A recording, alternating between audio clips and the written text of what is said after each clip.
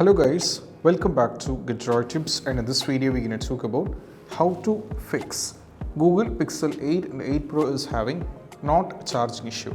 So whenever you are trying to charge your Google Pixel phone, the issue is happening and you're not able to charge it. So if that is the case, we have to try these possible workarounds. The first one is all about, instead of using the same outlet which you use, you have to try using a different outlet.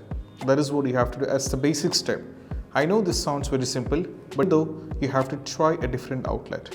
Next one is all about, what you need to do is we just need to check the adapter and the cable. So I'm having the adapter over here. As you can see, I'm having the cable as well as I'm having the adapter. So I have to cross check whether any kind of physical damage is over there on the cable and the adapter. If that is any kind of issues there, I have to change it. So just cross check both the cable and the adapter, and you have to make sure that the issue is not with these kind of things which result in not charging. So just cross check these. Next one is all about nothing but we have to do an update on the OS.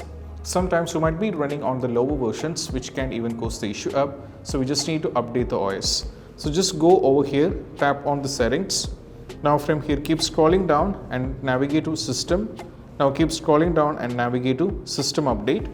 And just make sure that you're on the latest version of software update. So as you can see, I'm on the Android 14. So as you can see, the system is up to date. So you have to cross check in this way. Also, you have to reset the factory settings. So just tap over here in the reset option. Now we have many options like erase mobile network settings, erase Bluetooth and Wi-Fi, reset app preferences, erase eSIMs, erase all data. Just tap on factory reset. And once the factory reset is successfully done, you have to try and that will be working fine. So these possible workarounds can be done, and I hope this video is helpful. And if you find this video helpful, don't forget to subscribe and click on the bell icon for more notification. See you soon in the next video. Peace out. Bye bye.